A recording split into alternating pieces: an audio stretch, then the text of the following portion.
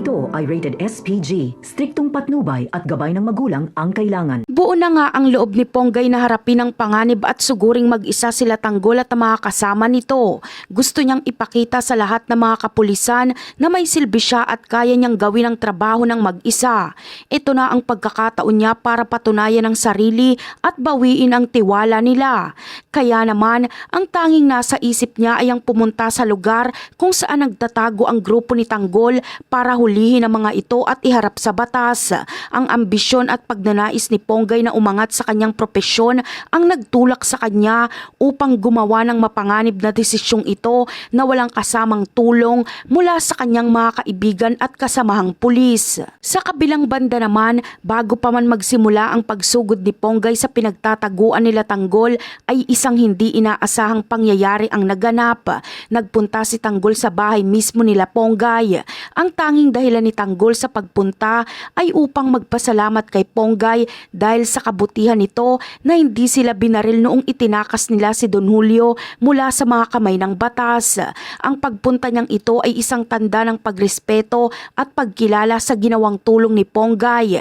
Kahit pa magkaiba sila ng panig, gusto niyang ipaabot ang taus-pusong pasasalamat para sa pagkakataong ibinigay sa kanila na makatakas at makalayo. Ngunit ang simpleng pagpapasalamat na balak ni Tanggol ay nauwi sa matinding tensyon.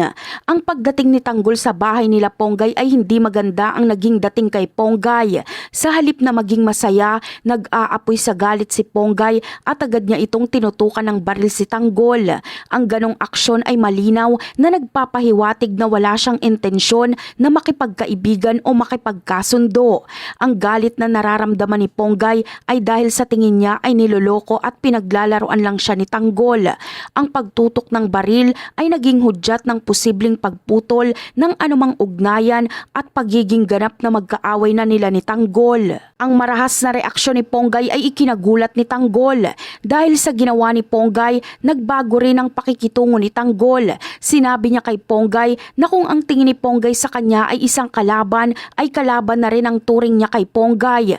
Ang pahayag na ito ay nagbigay linaw sa kanilang sitwasyon na kung dati ay may pag-aalinlangan pa, ngayon ay tila naging formal na silang magkaaway.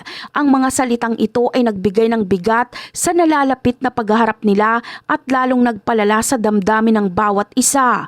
Ang kanilang naging pag-uusap ay isang seryosong babala para sa kanilang darating na engkwentro. Kaya naman, sa paghahanda ni Ponggay sa kanyang pagsugod sa pinagkukutaan nila Tanggol ay hindi pa rin malinaw ang magiging wakas ng kanilang paghaharap.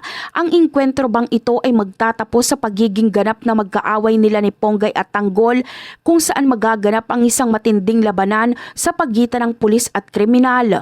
O may pag-asa pa ba na magbago ang isip ni Ponggay at maging kagrupo na lang nila si Tanggol at sumama sa kanilang plano na maghiganti sa mga girero? Ang lahat ng ito ay nakasalalay sa mangyayari sa kanilang pagkikita at ang kahihinatnan ng desisyon ni Ponggay.